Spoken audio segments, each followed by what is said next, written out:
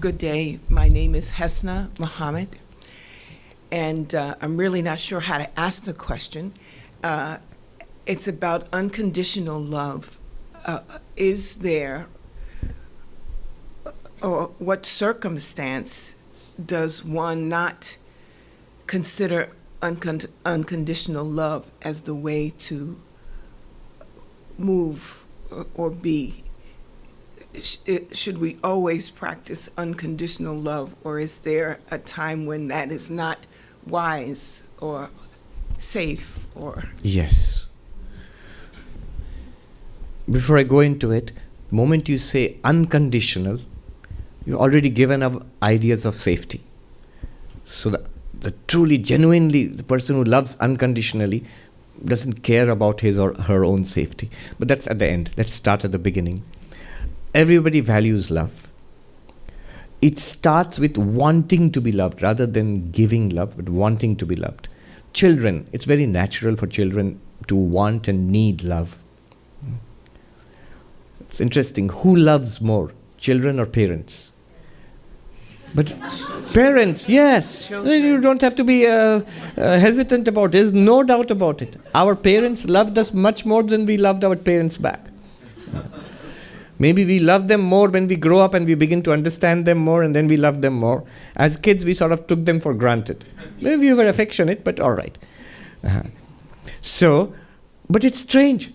It's parents who do everything for the children. And children should be much more grateful and love parents much more, because they don't do anything for the parents. The parents do everything for us. But it's the other way around. And that shows us something interesting about love.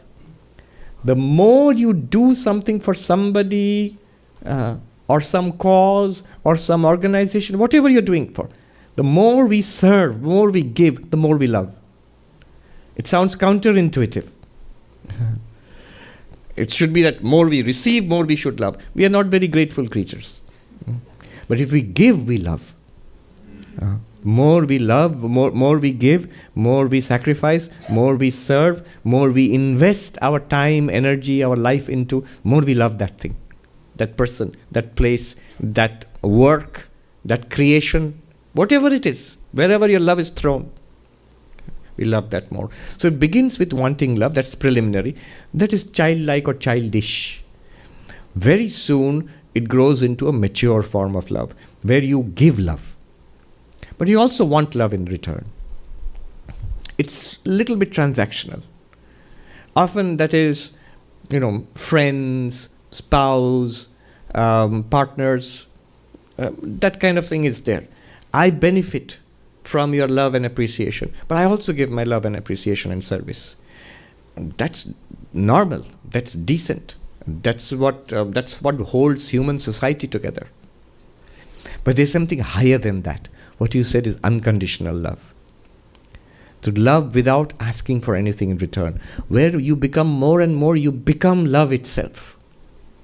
And that unconditional love no longer looks for return, because that unconditional love is more return than anybody else could give. It is so full of joy, so full of, it makes your life meaningful.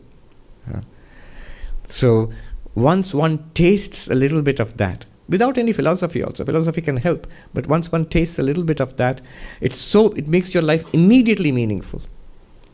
A monk said this once, talking about the different forms of spiritual practice. He said, do you want to be happy right now and continuously happy and maximally happy? Yes. Fall in love with God. Fall in love, it will make you happy. But with human beings, it's mixed with a lot of unhappiness. But fall in love with God. Or another way, unconditional love. It will make you happy right now and maximally so. Immediately happy if you love. If love is there in the heart, happiness is immediate. Second, he says, do you want peace? Yes. Then meditate. Shut down the world, quieten the body and the senses, silence the speech, quieten the mind. In that serenity, in the silence, you will find peace. Meditation gives you peace. And finally goes on, do you want truth? Then come to Advaita. What is real? But back to unconditional love. Just 2 more points and then I'll stop. Unconditional love will also be expressed as service. I quoted Swami Ranganathananda there, that when you close your eyes, do you feel peace within? When you open your eyes, do you feel love? Is it expressed as service? Is the attitude, what can I do for you? And I feel myself gratified, glorified, fulfilled by being able to love and do for others. I don't want anything back. The genuine lover actually doesn't want anything back. It's sort of, Vivekananda says, give and do not look back. The one who looks back, his ocean dwindles to a drop. Do not look back. When you do not look back, you have an ocean behind you, an ocean of giving. And you begin to realize our infinite capacity for giving internally. It's a great thing to have. Swami Vivekananda, he says, what we are talking about, non-duality, Advaita, and this unconditional love, he says this way. Let all vision cease, or if you cannot, dream but truer dreams, which are unconditional love and service free. We are living in a world of dreams, mostly nightmares. Most of our dreams, if you look back, if you remember, just after waking up, they are usually just like mental chatter, meaningless, garbage basically. Not harmful, not particularly useful either, except to a therapist. Some of the dreams are nightmares.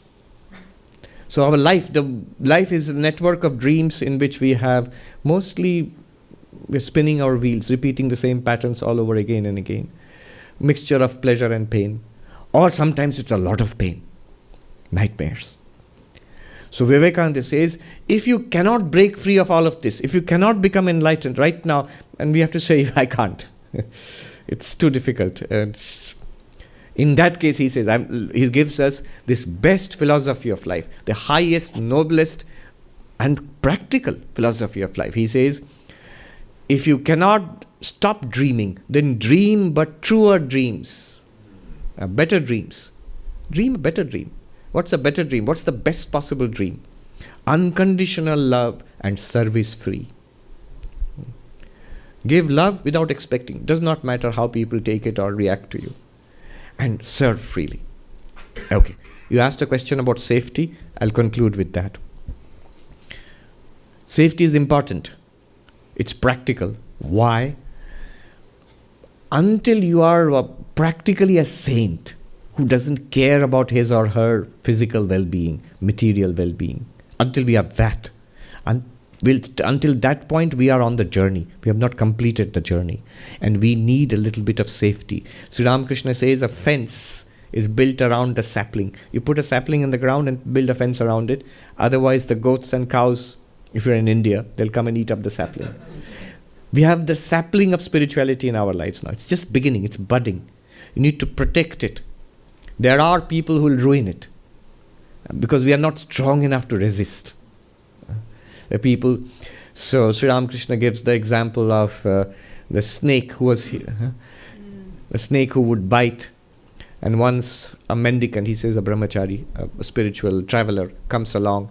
And the people of the place say, don't go there, sir. There's a snake, vicious cobra which bites. And he says, it doesn't matter. I have a mantra which will, mesmerize the snake. And the snake comes hissing to bite.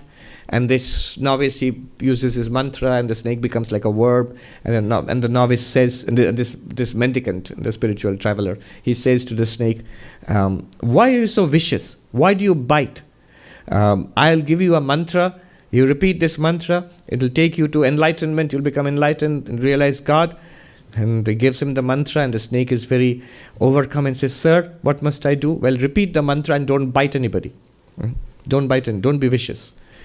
And then he says, I'll come back. And he goes away. And the people of the neighborhood, they begin to see the snake has changed its nature. It's no longer hissing, no longer threatening, until one of the mischievous shepherd boys picks up the snake by its tail and swings it around and smashes it on the ground. And they think that the snake is dead. The snake somehow at night, it crawls back into its hole. It's injured, but it lives, and it come out rarely because it was afraid of the shepherd boys. And a year later, the brahmachari, the spiritual traveler, is back. And he says, where's that snake? Oh, I think we think it's dead. It can't be dead. It can't die before attaining enlightenment. I've given it a powerful mantra. Let me go. And he calls out, and hearing the voice of his guru, the snake crawls out of the hole. I'm literally telling you the detailed story as narrated by Sri Ramakrishna. And then the guru, the spiritual traveler, he says to the snake, why are you so thin? He said, oh, because, I have been subsisting on roots and fruits. No, that's not it. There's something else that happened. Finally, the snake thought, and oh yes, once those mischievous boys, they had dashed me on the ground and I got hurt. And it has become so non-violent. It had no anger in the mind. Didn't remember, with a feeling of revenge or grudge against those mischievous boys. Then the guru, he said, what a fool you are. I told you not to bite. Did I tell you not to hiss?